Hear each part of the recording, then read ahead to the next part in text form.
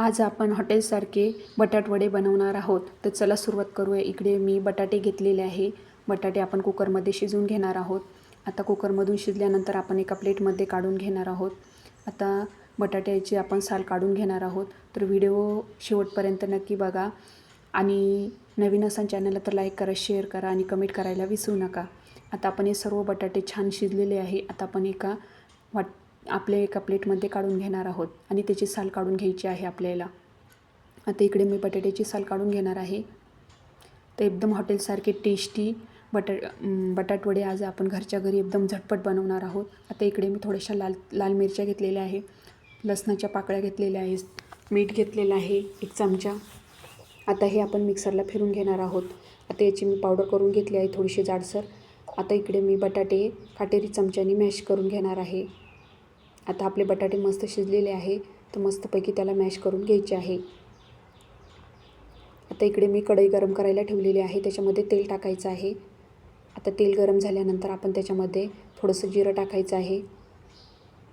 जिरं तडतडल्यानंतर आपण कांदा पण टाकणार आहोत त्याच्यामध्ये. आता एक बारीक चिरलेला कांदा टाकणार आहे.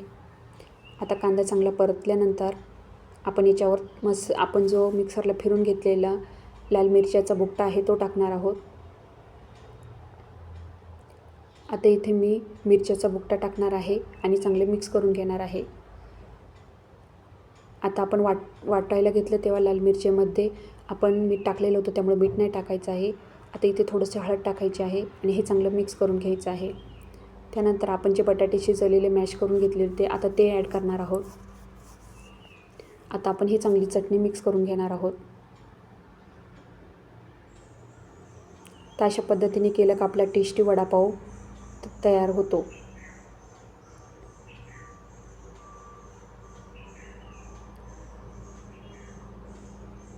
आता आपण वरून कोथिंबीर टाकणार आहोत आणि चांगलं मिक्स करणार आहोत. आता आपली चटणी चांगलं मिक्स करून घेतलेलं आहे. आता इकडे एक पातेलं घेतलेलं आहे. त्याच्यामध्ये आपल्याला पीठ भिजवायचं आहे. इकडे मी डाळीचं पीठ घेतलं आहे. 1 ते 2-3 चमचे आपल्याला पीठ घ्यायचं आहे. आता मी 2-3 चमचे पीठ घेतलं आहे. त्यानंतर आता याच्यामध्ये थोडीशी हळद टाकायची आहे. थोडंसं मीठ घ्यायचं आहे अर्धा चमचा.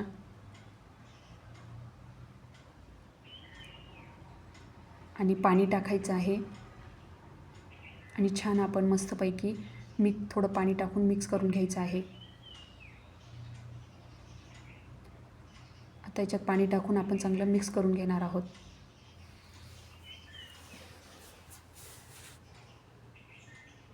आता इकडं आपलं मस्तपैकी बॅटर रेडी आहे. याला चांगलं फेटून घ्यायचं आहे आणि साईडला ठेवून द्यायचं आहे. आता इकडे मी बटाट्याची जी चटणी बनवून घेतलेली होती, आता हातावर मी ते छोटे छोटे गोळे करून घेणार आहे लाडूसारखे. हे बघा, हे अशा पद्धतीचे मी छोटे छोटे लाडूसारखे गोळे बनवून घेणार आहे. तो खूप टेस्टी आणि झणझणीत बटाटवडे आपल्या घरच्या घरी बनवून तयार होतात. जास्त वेळ पण नाही लागत. आता मी हातावर सर्व वडे बनवून घेणार आहे. सगळे छोटे छोटे लाडू बनवून घेणार आहे.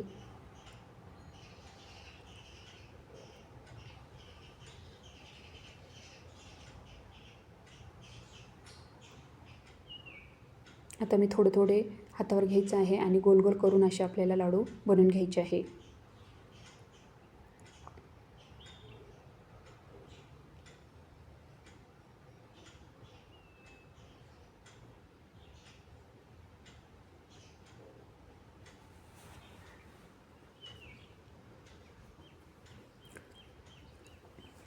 आता इथे सर्व लाडू बनवून घेतले आहे. आता आपल्याला हे आपण जे बॅटर बनवले होतं त्यामध्ये डीप करून तळून घ्यायचे आहे. आता इकडे मी कढई गॅसवर ठेवलेली आहे. तेल गरम करायला ठेवलेलं आहे. आता तेल गरम होस्तोवर आपल्याला आपण जे पीठ घेतलेलं आहे त्याच्यामध्ये आपल्याला जो लाडूसारखा आकार बनवून घेतलेला आहे तो वडा बनवायचा आहे आपल्याला. मी आता त्या पिठामध्ये डीप करून घेतलेला आहे आणि कढईमध्ये टाकून त्याला तळून घेणार आहे. तर बघू शकता मस्त त्याला हलकंसं कलर येऊस्तोवर आपण तळून घ्यायचं आहे. आता मी यामध्ये अजून टाकून घेणार आहे. असेच मी सर्व बटाटवडे बनवून घेणार आहे. आता 1, 2, 3 आपण ते तेलामध्ये टाकून चांगले व्यवस्थित तळून घ्यायचे आहे. आता त्याला उलटून पालटून तळून घ्यायचे आहे. हे बघा मस्तपैकी हलके ब्राऊन होईस्तोवर आपण त्याला तळून घेणार आहोत.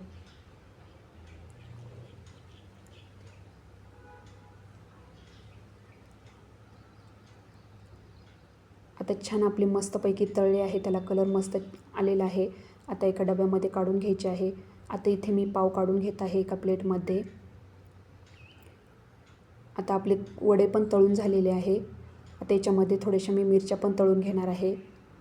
इथे मी मिरच्या टाकलेल्या आहे. आता मिरच्या पण तळून घ्यायच्या आहे. आता आपल्या मिरच्या तळत आल्या एका प्लेटमध्ये काढून घ्यायच्या आहे. आता एक पाव घेणार आहे मी. त्याला आतमधून कट करून घेणार आहे आणि त्यामध्ये आपण जे बनवलेला वडा आहे तो वडा टाकणार आहोत. आता इथे एक मी वडा घेतलेला आहे. त्या वड्याला आपण पावावर ठेवायचे आहे आणि मस्तपैकी आपला खाण्यासाठी गरमागरम वडापाव तयार आहे. आता आपण इकडे एका प्लेटमध्ये बनवून घेऊया. आता याच्यासोबत मी 2 मिरच्या ठेवल्या आहे आणि खाण्यासाठी आपला गरमागरम वडापाव तयार आहे.